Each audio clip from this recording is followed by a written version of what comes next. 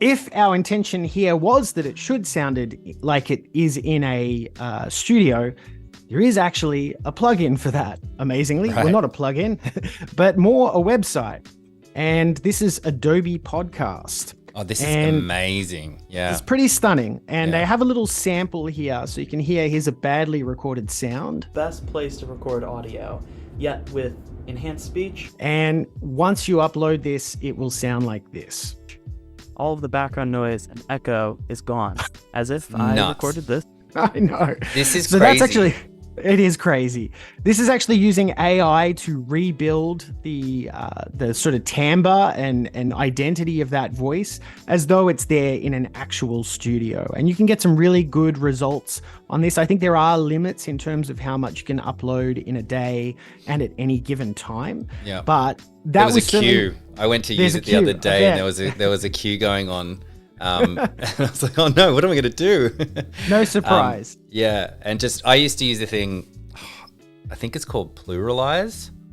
And it used to be a similar sort of thing, but it would I'm sure you would have despised it because it was a blunt instrument for fixing your audio. So it analyzed it and then popped it out, and they stopped making it. I'm sure it was called Pluralize. And you would just drag. Pluralize is for syncing. I don't know if they would also. Oh, maybe it wasn't. I'm getting mixed up. It was this tiny little app. I will find it. I bet you've seen it before. When we first started podcasting, and we would just drag in the audio file, drop it in. It's on Mac, obviously, and it would analyze it and then spit it out, so it was okay for podcasting. And it was amazing. But then whoever was using it stopped updating it. It just broke, and then. And I had to learn how to audio edit. So that is actually something that I used in this recording here. So This is how the Adobe Podcast version came out. There are so many books about Christmas, and the only thing better than the magic of reading. Now that sounds fine to me. It does sound like there's a few moments that are a little artificial. It certainly doesn't sound like it's in that same space. And that weird sort of pitch at the start sounds a bit odd to me. And I find that I more often use Adobe Podcast for filling in frequencies that I was not able to record on the actual set. So rather than just go, okay, that's my audio now, I actually blend this in with my original audio. So I've got this blending them together. There are so many books about Christmas, and the only thing better than the magic of reading. So it's filling in a lot more of those warm frequencies that we weren't getting on the day. Also, you'll notice that sometimes words sort of come out sounding wrong. So like this last word here doesn't quite sound right. Of not read. Right. So what I've done in that case is I've just sort of turned up my other track a bit here so that we can get that last bit of the word. Magic of not reading. But you can certainly hear the difference filling in that sort of bassy tone at the end there. There Wait, are I'll so many start books here. about Christmas, and the only thing better than the magic of reading Yeah, wow. is the magic. So it's just filling out that spectrum, making it sound like a richer sound. So if you are stuck with, less than average gear, you can always revive it there with Adobe Podcast. That's great. I think there was a comment, just on yesterday's video where someone was saying that they just had to like scrap a project because the audio was so bad. So they were saying, I wonder if there's something in here where I could have learned how to recover my audio. Because I think that's a pretty big problem, right? Like sometimes you'll have, one opportunity to interview someone on the street or something, or you're doing vox pops or something like that. And then you only have that one shot, and then you realize, oh, I had it turned down, or there's all this background noise, or the file that someone sent me was already condensed or something like that. I think there's all these issues that pop up. And recovering audio, or if somebody's peaking as well, right? Like if they're coming in hot, you can get a much better recording that way. Also, like even if there's music playing in the background, it will completely strip that music out. So even like little annoying background things like that will be fixed. It will just focus on the voice. It's pretty amazing, and it's certainly saved my bacon in a lot of situations. Just returning back to dialogue for a moment, because we've just talked about repairing dialogue. In terms of the settings beyond repair, we do also have these options down here, which are clarity. So making a voice, I would say making a voice sound more pleasant and also making it sound much clearer as well. And this first option here, I actually did a deep dive into this dynamic setting here. And I got to say, I'm really, really amazed with what it can do. And I suspect there is a little bit of machine learning going on behind the scenes here. If I turn this on, what it's going to do is turn down the background sound in between when somebody speaks, and when somebody speaks, it's going to actually turn that up. So we're pushing the background and the voice further apart so we can have more focus on them. And just to show you exactly what this is doing, because I do geek out about this stuff. Whenever you add an effect here in the Essential Sound panel, what it's actually doing, if I go over to my effect controls, and I'll just select one of these clips, like this one here, it's actually added the dynamics processing effect here. So if I turn this on, it's gone. If I off, it's gone. If I turn it on, it's back. And if I open it up, I can see that it's added this little preset here. And if I move my slider, it's actually moving multiple sections of that line there. And just to quickly explain to you what this line is doing, because I do think this is where the magic of this slider is. It's a very simple slider, but basically this point here, minus 63.1 decibels, is what it's determined is the noise floor. And I find this is very accurate. So basically everything below the noise floor is being turned down, and everything above it is being turned up. And especially when we're round about minus 31 decibels, it's turning it up quite a bit. So it's also evening out the voice as well. So if you have somebody who speaks and they get very quiet in sections and very loud in others, it's actually starting to even that voice out as well. So I find that really amazing that that's doing that behind the scenes. And if you apply it to something like this, you can do it to all of these clips at once. So it's actually calculated an individual noise floor for each individual clip here. And now we're adjusting all of them just by turning this slider up and down. Oh dear. Would travel through rain, sleet, or snow. Now all that was left was the final gift wrapping, when something surprising and wonderful happened. A chopper flew. So a bit more focus on the voice there. It's also adding a bit of compression to the voice. So if the voice gets very loud, it's actually clamping down those peaks as well. Very, very powerful little slider there, exactly what it's doing. I do have one asterisk to that, which I found through my tests of this, is that if you add anything in this repair section here, this slider is really no longer useful to you, because this slider is being calculated based on the input waveform of the clip. So whatever the original level of that clip was. But when you start to add things like reduce noise, that's actually starting to play around with the waveform and actually turn it down in places. So you'll find that if you start playing around with dynamics at that point, it's not basically, those settings aren't relevant to what the waveform has become. You can actually render out your clips. So you could actually right click them and say render and replace. And that will replace them with rendered versions of them with that reduced noise effect baked into them. And then that clarity slider, that dynamic slider, will become relevant again. But if you do have any of these checked, I would say I wouldn't really bother with this. So But just a quick question. A very powerful tool. Yeah, on render and replace. So if you've got effects on an audio file in Premiere, you click render and replace, it will apply those effects to it. The effects will essentially be removed. They won't be visible, because they've been rendered. It's been done. So now it's just like, no, this is your file now. You've done everything there is to it. And it's as if you brought it back in. That's correct. Well, so it has replaced the clips in the timeline with a new clip that has those effects baked into it, and it will bake everything into it. So your gain adjustment, so when you were playing around with auto match and any kind of repair settings you've done, it will bake those into the clip.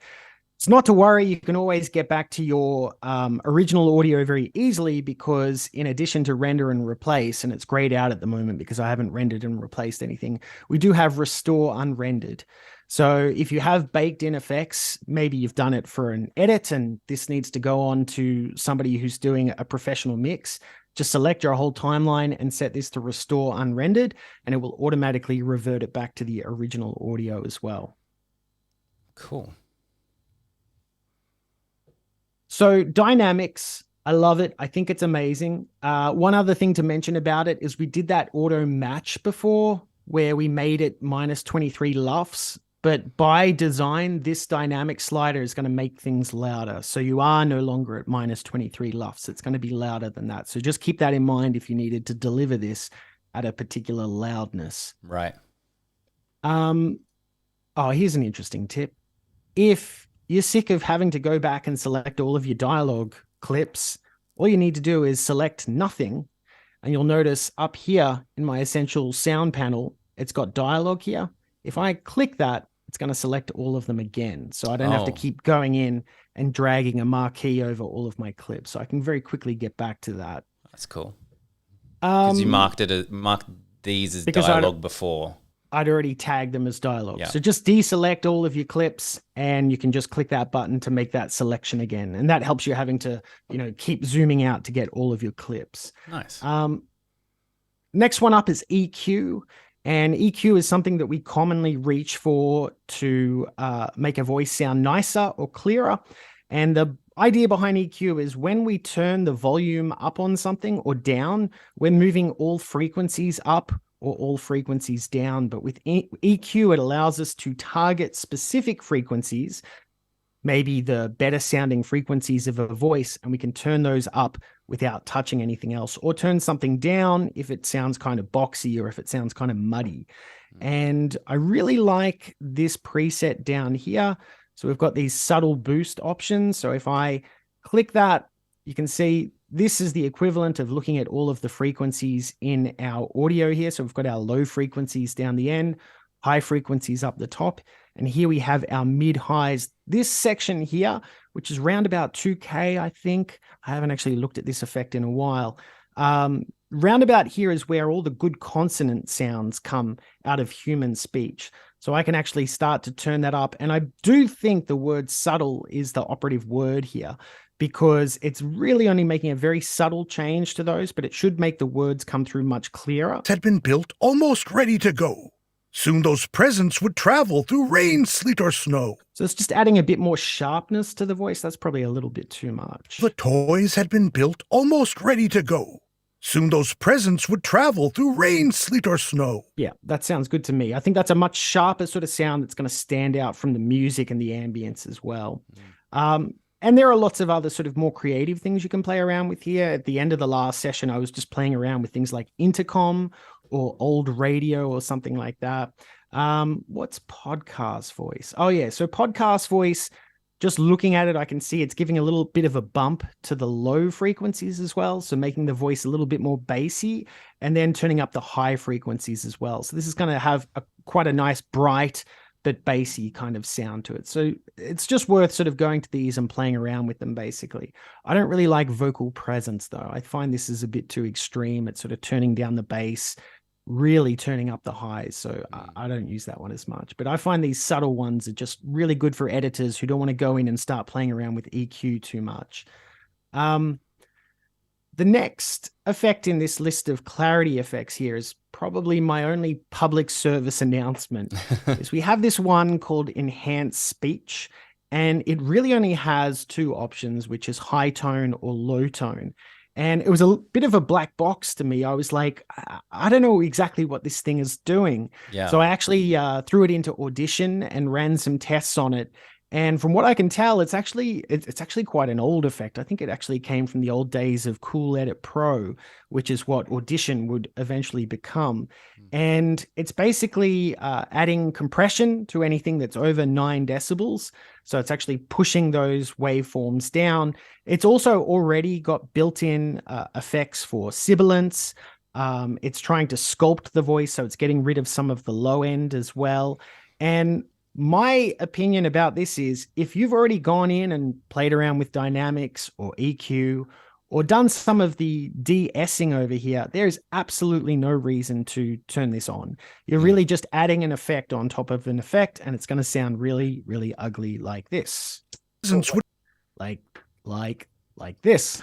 Soon those presents would travel through rain, sleet, or... Yeah, I don't like it. That's actually, as we're going through this, is something I often struggle with when, I mean, we've gone through all these different things, is how much is too much? How many, do you focus on one? If you do EQ and you want to get into that, does that mean you probably don't really want to do anything else? Or if you do this subtle thing, you don't really want to do anything else, you just try and do something fairly quickly. It doesn't have to be professional. It's something for TikTok or something. I do think that the way this is laid out is kind of informing you of that as well.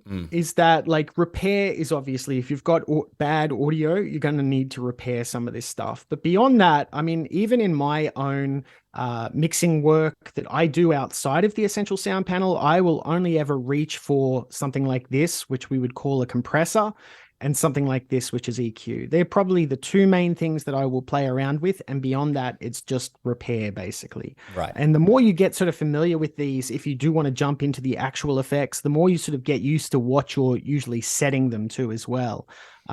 So that's usually the way that I approach it. But I guess the inverse of this as well is if this is already adding some of those effects, then maybe at the start of an editing process, the start of a mixing process, just turn all this stuff off and just see if enhanced speech is going to make this better by itself. Because like I said, it's not doing one thing, it's doing about 5 things. Right. So does this already sound better just by clicking enhanced speech? Presents would travel through rain, sleet, or snow. So to my ear, that's still a little too bright, a little too sharp. So, I mean, it's worth a punt, turn it on, see if it sounds good or not. It's there if you want to use it, but if you've touched anything else here, I wouldn't be touching that. Yeah. And then underneath that is we have the option for creative effects, and I would not usually add creative effects to something like a narrator, but for something like over here, you'll notice that I've got 2 tracks here, and that's because I'm making a distinction between when the voiceover artist is doing a narration and when they're doing a character. So it's like this. Elves every day. Ma, I'm going to bed, he stormed off with a frown. Not because I'm too old. I just want to lie down. And if I want to make that character a little bit clearer to the audience, that it's not the narrator at that point, it's actually a character, you could use something like that creative effect there. If I just select those 3 clips and I'll go down to creative, we have the option to turn on reverb. So reverb is what we were trying to get rid of before, but sometimes it is nice to give a little bit of a sound of the space to make people realize that this is a voice that's happening in the scene. It's not a voice that's happening outside of the scene. So if I turn this on, I'm going to use the large reflective room option. Now, this is probably going to be too much, but it would sound like this. The elves every day. Ma, I'm going to bed, he stormed off with a frown. Not because I'm too old. I just want to lie down. And you'll probably dial that down way, way, way down so that it's a little bit more subtler. It's the elves every day. Ma, I'm going to bed, he stormed off with a frown. Not because I'm too old. I just want to lie down. So that's something that's really worth playing with there, where you do have different sort of voices talking. It can make it feel more like it's in the scene or make it feel like a narrator that's sort of like your God voice there. That's cool. And just the last thing that I would mention in our essential sound for dialogue here is just this little checkbox here, which is clip volume. So this is like a volume effect that will get applied after everything. So after all of these effects, you still have the ability to turn everything up or turn it down. But there is a little secret advantage to turning this up and not even touching it at all. And that is if I turn it on and go over to my effect controls, I'll just select one of these clips. The effect that it adds here is a hard limiter. So if I open this up, I can see that just by turning it on, it's not making a volume adjustment. The input boost has been turned to 0, but it is adding a true peak limiter that's set to minus 0.2 decibels. So if you are turning things up too much and they're getting into the red, this is going to make sure that nothing goes over that point, that it never gets too close to the red zone. So even if you don't adjust that slider, it is a good idea to turn this clip volume effect on here. Oh, cool. Does that work the same as like a hard limiter, if I'm remembering my terminology correctly? It is. It is Yeah. quite literally a hard limiter. Okay, That's cool. exactly what it's doing. So it's just making sure nothing goes over a specific level. Cool. So that's kind of half the equation in terms of mixing. And the other half of the equation that we come up against a lot is mixing with music, because a lot of the times we will have music in the background and we want to find a balance between the voice and the music that's underneath. And here I've got some music that is way too loud.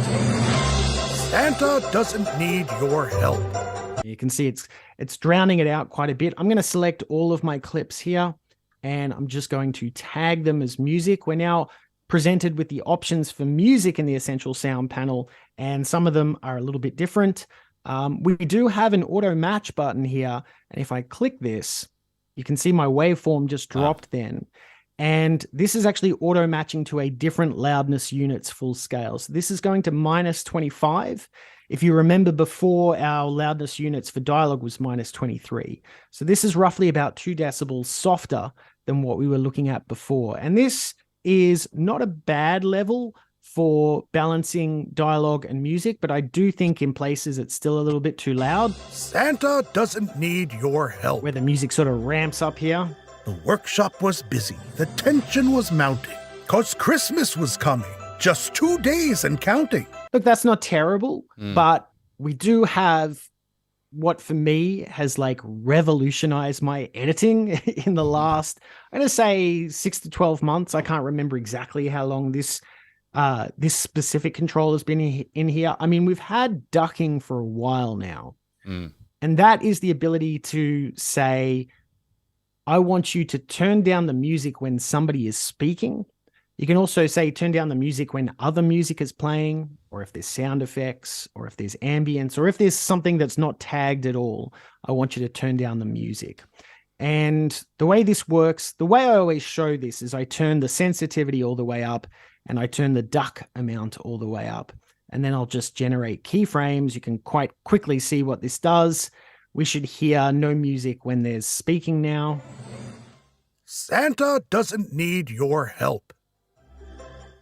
The workshop was busy. Okay, that's a pretty extreme case of what you would do there. More often what you would do is you would go into the duck amount and turn this down to something. I'm going to go to -9 here and just take a punt. The reason that this effect has really changed my workflow is because they added a new slider here, and that is fade position. And fade position is basically when do you start fading? And having done a lot of keyframing of music in my time, I know that I always want this fade to happen just before somebody starts speaking, so that the fade is about halfway complete at the point that they do start speaking, and then it finishes its fade, which is why, and let's all jump on the feature request forum after this and say, we don't want this set to 0, we want it set to 5. And 5 means it's going to be at the middle of the fade when somebody speaks. So with the duck amount sent to -9 and the fade position set to 5, I'm going to generate keyframes. We should have a pretty good mix now of the music whenever the voice comes in. Santa doesn't need your help. The workshop was busy. The tension was I mean, that's like perfect to me. And and why this is so dynamic as somebody who's constantly editing and mixing at the same time is if I took this clip here and I decided to move it over here, all I need to do is select my music again, click generate keyframes, and it will automatically update that ducking. So the way we used to do that in the old days is we'd be selecting keyframes and sliding them around. This is so much easier. And you'd never want to be really going back and moving things. So you'd want to be doing that you right wouldn't, at the end, right? Because you'd say to the producer, oh, the computer blew up or something, because you wouldn't want to have to go back and start moving keyframes around. Now it's just the click of a button, and I love it. I use it every single day now. One other thing to just quickly mention about blending dialogue with music that I think is important to say is that volume is like the go-to thing when you're trying to pull focus away from the music so that you can hear the dialogue better. Because often what happens with music, and we've all come across this in our edits, is what's known as masking. This happens a lot with rock music because distorted guitars, their frequency sort of happens around the same place that a lot of the clarity of a voice comes through. And that's because if you put two frequencies that are the same next to each other, you're really only going to hear one of those frequencies. And more often than not, the music wins that. So we've all had that piece of music that we've thrown in the timeline, and we've had to turn it down so low that we can't even really hear it anymore, just to be able to hear the dialogue clearly. And volume is our go-to tool, but the other tool is to actually play around with EQ here. And to show you what I mean, I might just get rid of all of these effects here and set this back to the way it was. And what I'm going to do is, rather than play around with the volume controls, I'm going to go over to my effects and I'll get a very simple EQ effect. So we'll get the graphic equalizer with 10 bands. That means there's going to be 10 places in the frequency that we can play around with. I'll drag it in, and I'm going to right click the badge on the music clip, and I want to select graphic equalizer 10 bands. Now, this is a little hard to understand because all we can see is EQ band 1, 2, 3, 4, 5, 6, blah, blah, blah. We don't actually know what these are. Just to show you what they are is, if I open up this effect, you can see here are all the different ranges of frequencies here. So 63, 125, 250, 500, 1K. 2K is round about the place that we want to turn frequencies down in music so we can hear dialogue better. So if I was to just go in here, oh, and I should mention the important thing there is that is the 7th band. If we count that, it's 1, right, 2, 3, 4, 5, 6, I 7. recognize this from my Winamp player. Hell, I recognize this from my cassette player. All right, actually physical, yeah. Yeah, these were dials on my cassette player. Yeah. And this 7th band is the one that we want to play around with here. So what I'm going to do is I'm going to make sure that I'm showing the keyframes for EQ band 7, which is that 2K point. So now we're looking at a completely different band now. This isn't volume anymore. I'm going to grab my pen tool and I'll just add a keyframe here and a keyframe here. And then I'll go over here and I'll add another one here and here. I'll switch back to my selection tool and I'm going to turn that band, that 7th band, that 2K mark down quite a bit. And now we should hear the voice much clearer when that music is playing.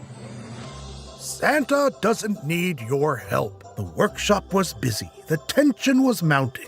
And what we're actually doing, you probably didn't even notice that there was much happening with the music there, but you can actually hear it if you solo the music. It's actually getting much warmer. There's less high frequencies in there. And that's just ensuring that when the voice comes in, we can actually turn that frequency down. And you'll find that the more you play around with that, the more you can actually turn the music up as well. So we could actually really ramp this up. Let's turn it up 4 decibels, let's say. So it's louder now. We should still hear that voice pretty clearly turning this up 4 decibels. Oh, let's turn solo off. Santa doesn't need your help. The workshop was busy. The tension was mounting. I mean, I reckon you could probably even go up more than that. Yeah. But it just goes to show that by turning those frequencies down rather than the entire track down, you're still going to hear more of the music, but there's more of a separation between the music and the voice at the same time. So that's what we call notching the music. And notching the music is a great way to be mixing audio and mixing music and dialogue. And I actually find that you'll probably get a better mix out of it too. That's amazing. Yeah, it's quite incredible, like the different, like just understanding the frequency, because that's all new to me. And like I've said, I've done a lot of editing over the years, but that's just amazing. Like understanding the frequency and how you can turn it down so you can turn it back up. So exactly, it almost sounds like it's in a different spot.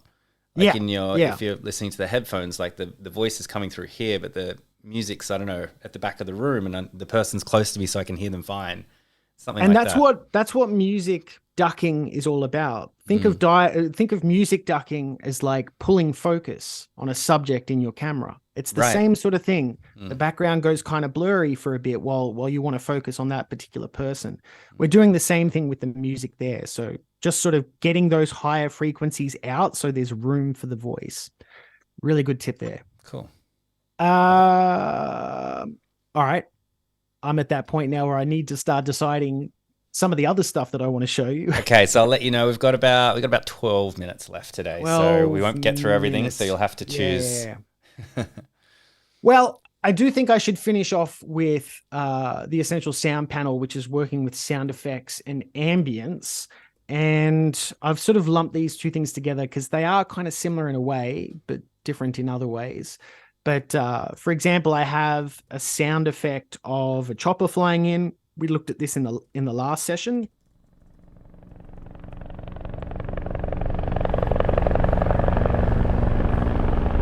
And basically what we do with this is we can select it. I should also mention this is quite loud when the voice is coming in. Gift wrapping when something surprising and wonderful happened. A chopper flew. Probably a bit too loud. So we're going to tag this as being sound effects. We are presented with just 3 options here for sound effects. So loudness, we want to auto match that. Now this is being auto matched to -21 loudness units full scale. So this is actually about 2 decibels louder than working with dialogue, and it is 4 decibels louder than the music. So you can see that the idea behind sound effects here, what we mean by sound effects, is something that sort of stands out above the dialogue and stands out above the music. If you didn't want it that loud, you want to go down to your level control here, and you can turn it down a bit here. So it probably is still too loud. Surprising and wonderful happened. A chopper flew in with an entrance. No, that's a good level there. Okay, so you can get that base point with your auto match button, but you do want to play around with your clip volume down the bottom there. And then we've got some nice, fun, creative effects here. This is another reverb effect, but you'll notice that the presets are actually different to what we could see before with the dialogue. These are a bit more generic. And since we have a helicopter flying in, it might actually be nice to add a little bit of reverb to this to sort of make it a bit more of a spacious sound. So what I can do is go to creative, turn on reverb. I think heavy reverb might be a good one to start with. Let's hear how that sounds.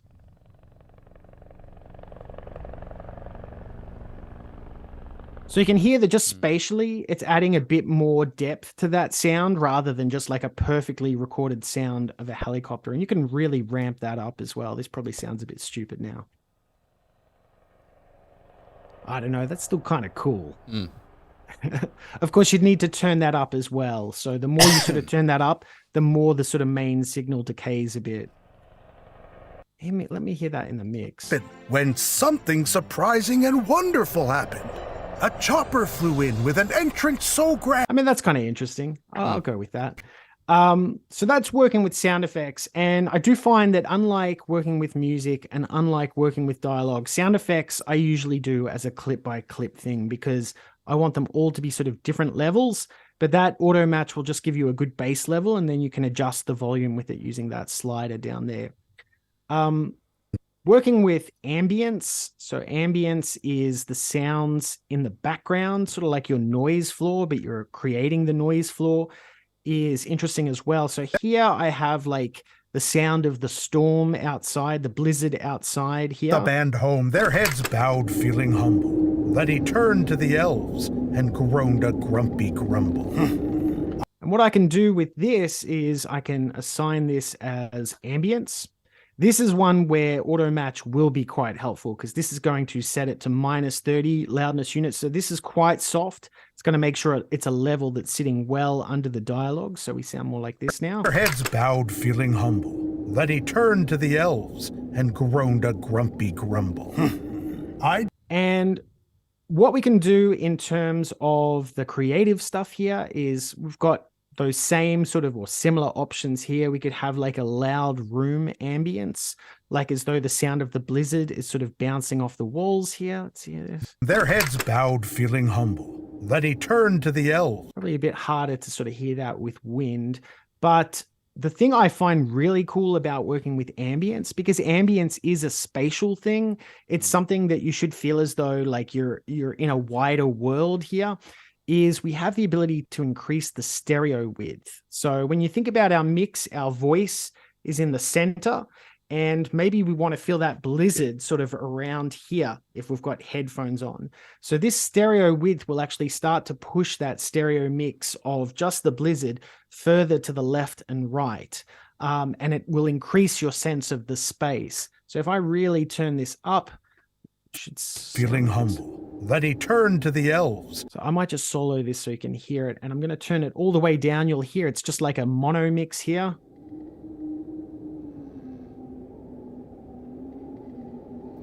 And you can really start to feel it expand in your headphones there. So that's a good one to play around with. I should also mention this only works with something that already has a stereo recording. So you can't just throw a single mic recording onto your timeline and suddenly make that stereo. It only works with stereo. Right. But could you fake it and have like a mono and then, split it into two?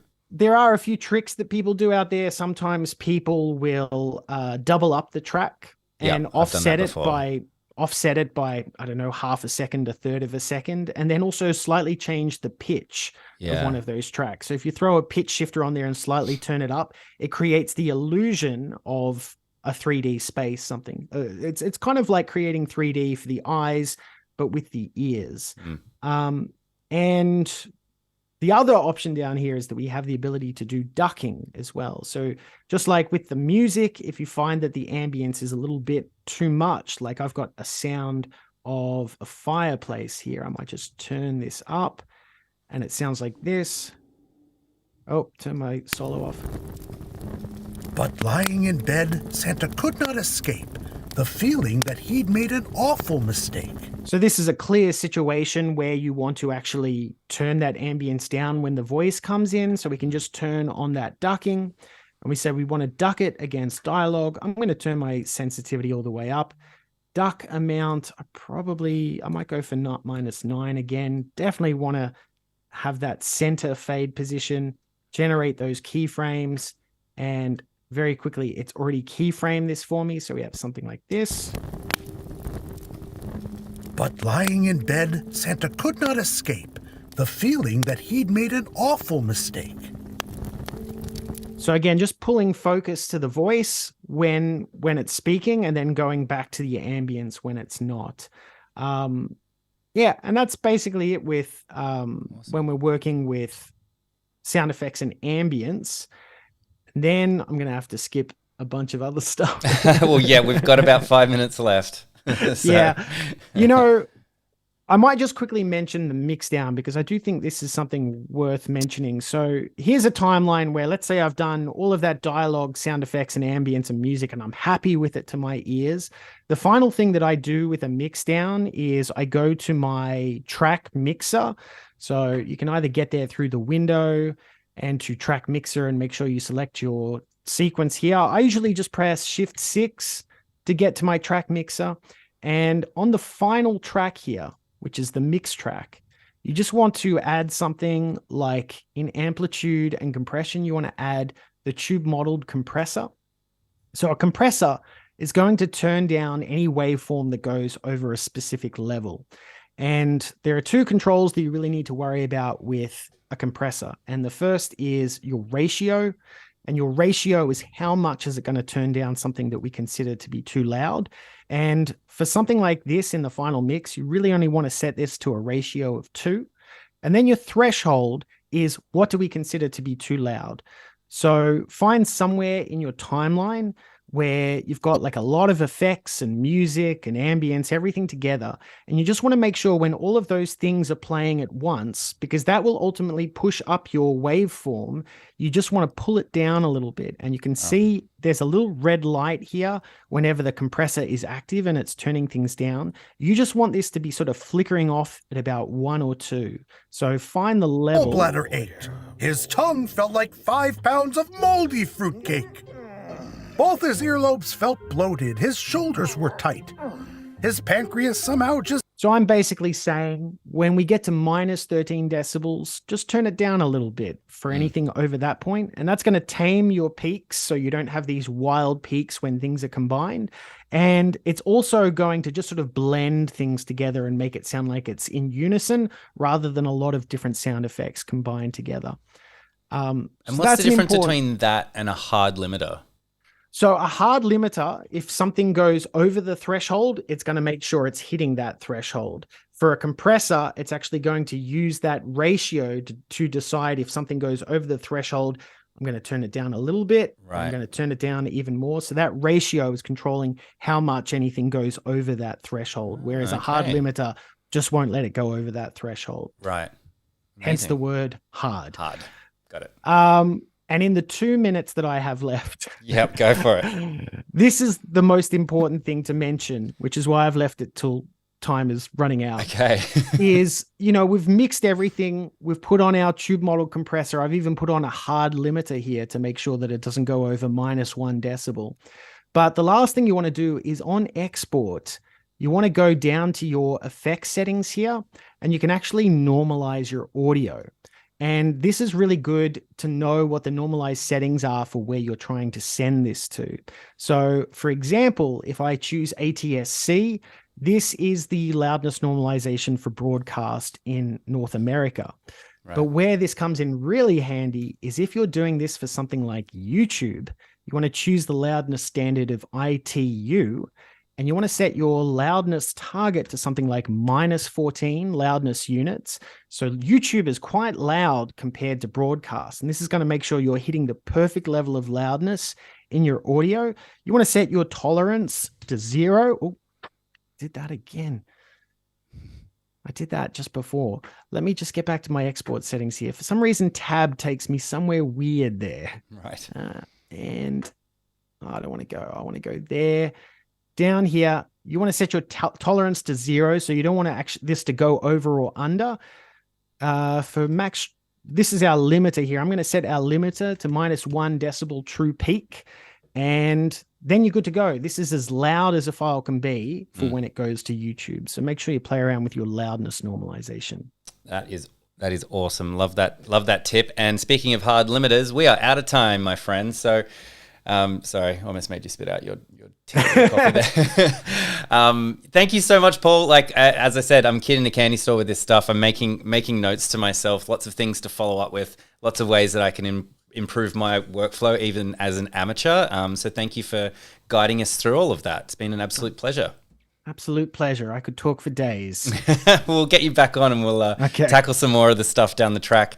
Thank you, everybody, for watching, and we'll see you next week on Adobe Live. See you later. See ya.